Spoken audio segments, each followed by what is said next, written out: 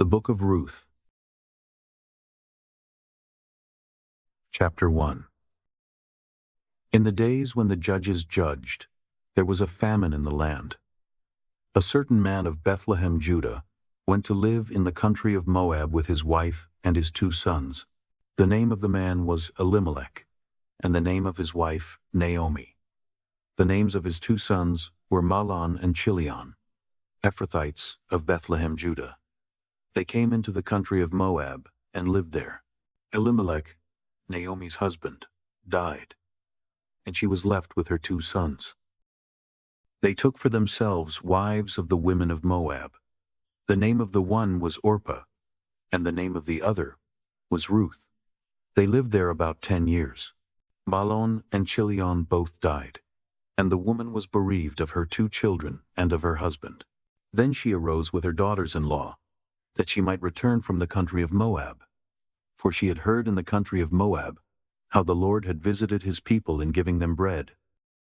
She went out of the place where she was, and her 2 daughters-in-law with her. They went on the way to return to the land of Judah.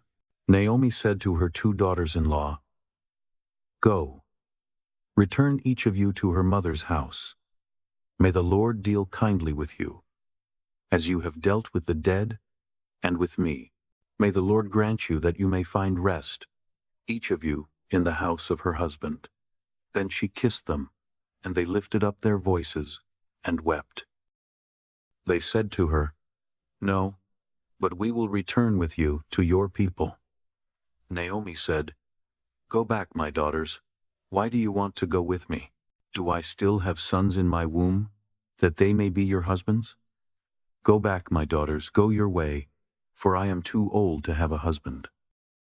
If I should say, I have hope, if I should even have a husband tonight, and should also bear sons, would you then wait until they were grown?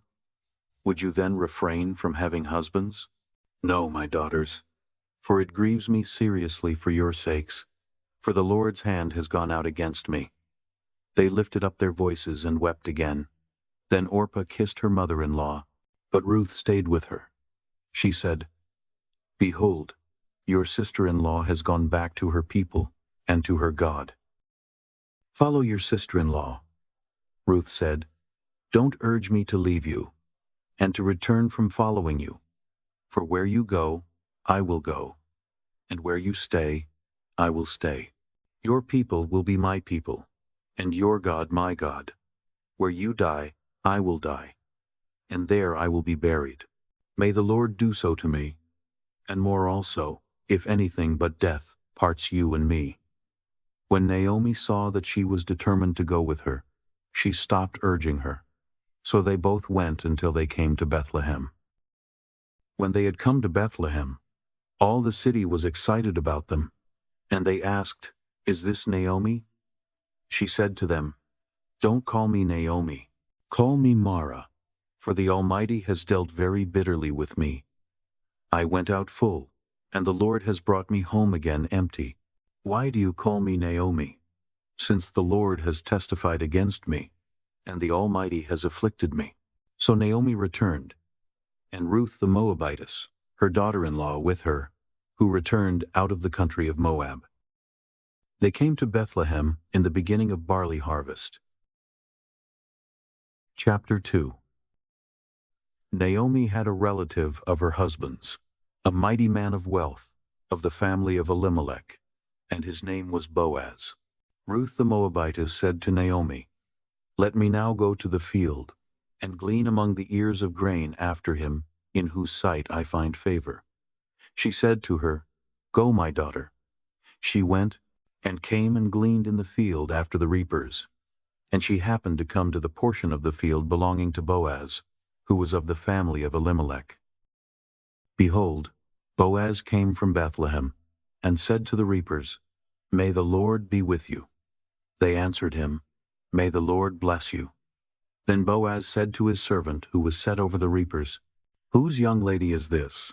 The servant who was set over the reapers answered, "It is the Moabite lady who came back with Naomi out of the country of Moab."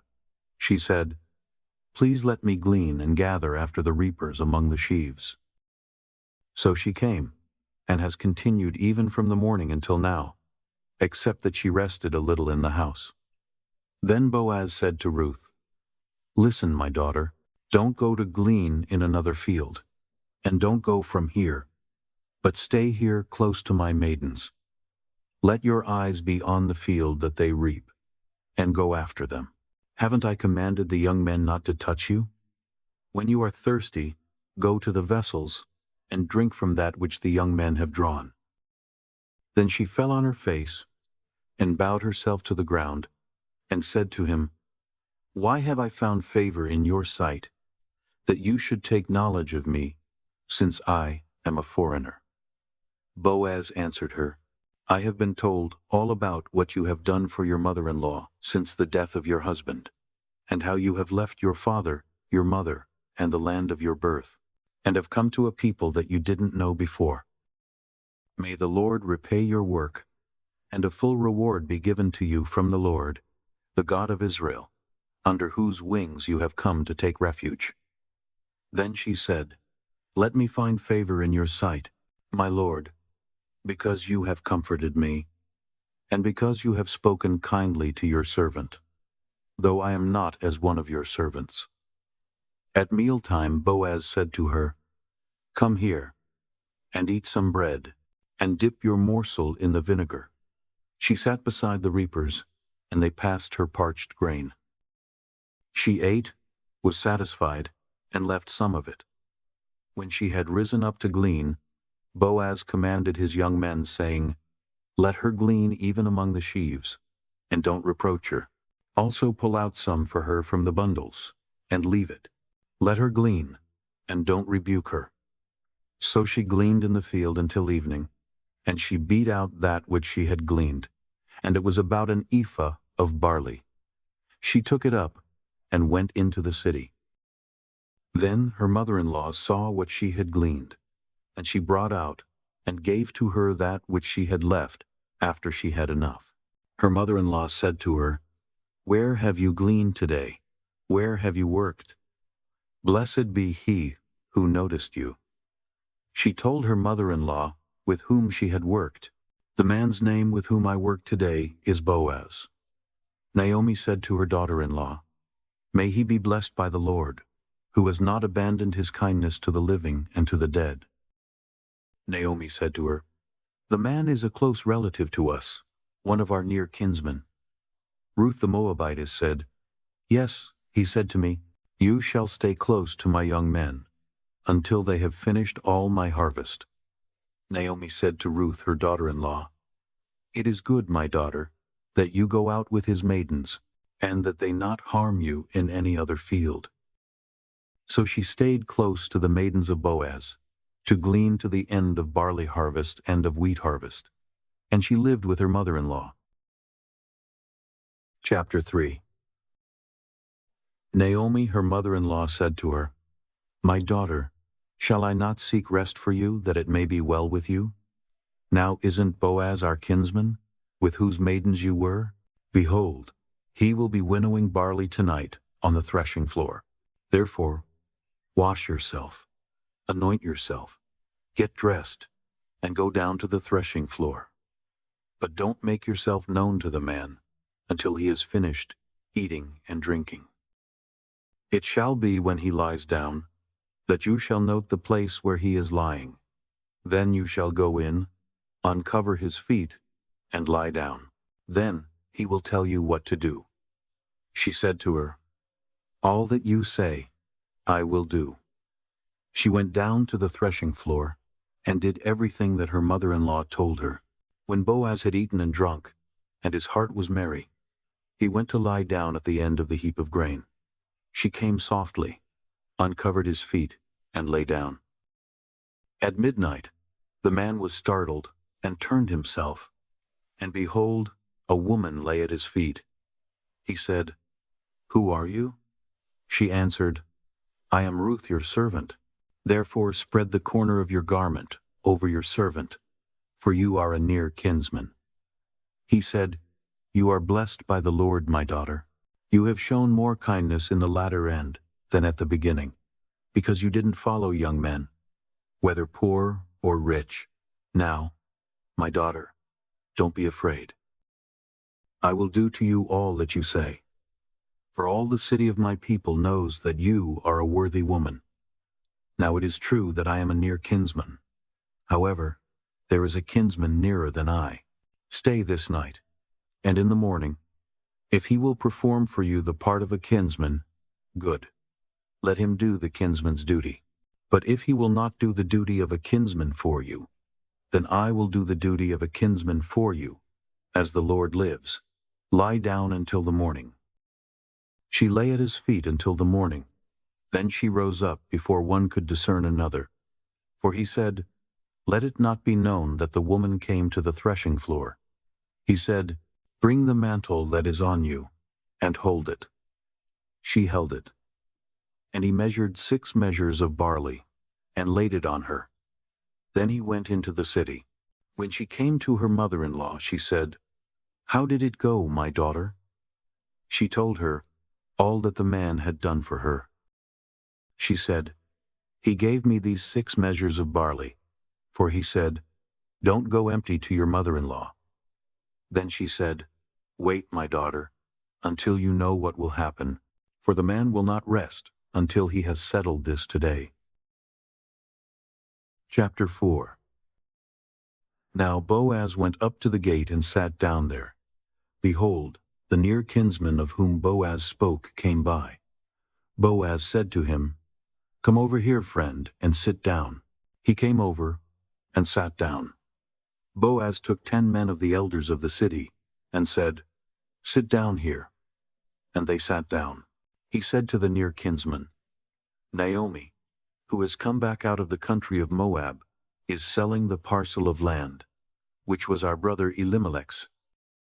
I thought I should tell you, saying, Buy it before those who sit here, and before the elders of my people. If you will redeem it, redeem it. But if you will not redeem it, then tell me, that I may know. For there is no one to redeem it besides you, and I am after you. He said, I will redeem it. Then Boaz said, On the day you buy the field from the hand of Naomi, you must buy it also from Ruth the Moabitess, the wife of the dead, to raise up the name of the dead on his inheritance. The near kinsman said, I can't redeem it for myself, lest I endanger my own inheritance. Take my right of redemption for yourself, for I can't redeem it. Now this was the custom in former time in Israel, concerning redeeming and concerning exchanging, to confirm all things. A man took off his sandal and gave it to his neighbor, and this was the way of formalizing transactions in Israel. So the near kinsman said to Boaz, Buy it for yourself. Then he took off his sandal. Boaz said to the elders and to all the people, You are witnesses today that I have bought all that was Elimelech's, and all that was Chilion's and Mahlon's, from the hand of Naomi. Moreover, Ruth the Moabitess, the wife of Mahlon, I have purchased to be my wife, to raise up the name of the dead on his inheritance, that the name of the dead may not be cut off from among his brothers and from the gate of his place. You are witnesses today. All the people who were in the gate, and the elders, said, We are witnesses. May the Lord make the woman who has come into your house like Rachel and like Leah, which both built the house of Israel, and treat you worthily in Ephrathah, and be famous in Bethlehem. Let your house be like the house of Perez, whom Tamar bore to Judah, of the offspring which the Lord will give you by this young woman. So Boaz took Ruth, and she became his wife, and he went in to her. And the Lord enabled her to conceive, and she bore a son. The women said to Naomi, Blessed be the Lord, who has not left you today without a near kinsman. Let his name be famous in Israel. He shall be to you a restorer of life, and sustain you in your old age. For your daughter-in-law, who loves you, who is better to you than 7 sons, has given birth to him. Naomi took the child, laid him in her bosom, and became nurse to him. The women, her neighbors, gave him a name, saying, A son is born to Naomi. They named him Obed. He is the father of Jesse, the father of David.